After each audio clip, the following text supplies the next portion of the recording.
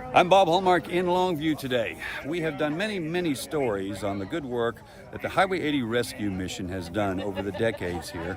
And a lot of the time they have brought people into the shelter when they had no room at all. I mean, they were actually sleeping people on the floors during times of extreme heat, extreme cold. They have needed a massive facelift for a long time. And it looks like that is coming to fruition. Now, look over my shoulder right here. You'll see a little bit of a diagram of what would be a new building here. Now, to explain that, we're going to be joined now by Highway 80 Rescue Mission Director, Brian Livingston. Brian, I guess we're making some news today. What is this right here? We are, for years, have been sleeping way more women and children than we have beds at our women and family shelter. And we've been trying to come up with a solution for that. And today are finally at a point that we can really kind of let the community know the plans. Right here behind the men's shelter, we're going to build a new women and family shelter, a new commons building with a dining room and kitchen that can feed all of our guests at one time. And we're going to double our capacity of women and children that we're able to help. And that's what this drawing represents. It's kind of a vision of what's hopefully coming in the next year or so. Okay, and we're going to show you some pictures here. There was an official announcement as well as a groundbreaking. Though the ground was a little bit tough to get through, there was a groundbreaking here. We've talked to some of the ladies that are in residency over here who say one of the things that's great about this is it gives them an identity and a home and space, which for men is not a big deal, but for women it is a big deal. It gives them the space that they can actually be free and move around in. Absolutely. It provides some zoned areas. There's an area for women and children, women with children that'll be kind of like hotel rooms, their own private bathroom, own private little room. And then even in the guest areas, we're kind of trying to design it in such a way that instead of being just a huge room full of bunk beds, that there's a little bit of privacy, a little bit of personal space, a little bit of dignity. One of the reasons ladies leave our shelter prematurely frequently is because they're just overcrowded. And they just get to where they don't like being on top of each other kind of thing. And so this will give a little bit of space to spread out, to have some place that they can just kind of claim as their own, I guess. And for the ladies who are residents at the shelter, it's a godsend.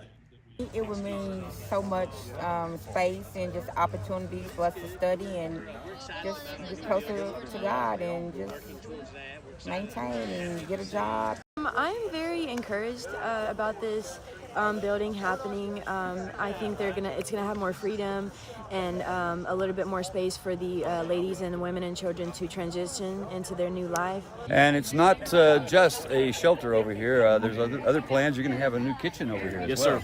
Yes, sir. We're planning our commons building is what we've called it so far. It's going to be a state-of-the-art commercial kitchen, dining room big enough to seat 500 people at a time. So every single man, woman, and child that's staying with us can eat in one sitting. And there's also going to be some classroom space, some office space, just some other areas in there, maybe a computer lab, where the people that are here to stay with us and experience life transformation can do those things, can take those classes, can have that one-on-one time with case managers and just do the things they need to do to work on growing and growing beyond the shelter. Okay.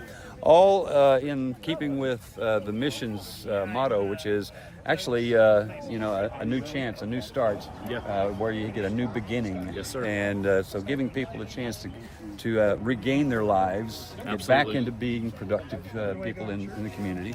And this is a great tool in that effort to get them there. It really is. We have obstacles in trying to serve people when they're overcrowded, when they're uncomfortable, when they're looking for a quick exit because of the way things are going. They're not really able to take the time to experience that life transformation that we hope that they can experience while they're here. So giving a little more space, a little more opportunity, just kind of to take the time that's needed before prematurely going back out into the world is going to be huge. So we're really excited about it. Okay. Any prediction about, when our facility might be actually ready at some point? So we're hoping shortly after the first of the year that we can actually begin construction, working with our architects and getting the construction documents together. And then no one has said this. I'm just hoping and praying that by next summer we're actually able to occupy. So we still have some funds we need to raise. So that's where the East Texas community comes in.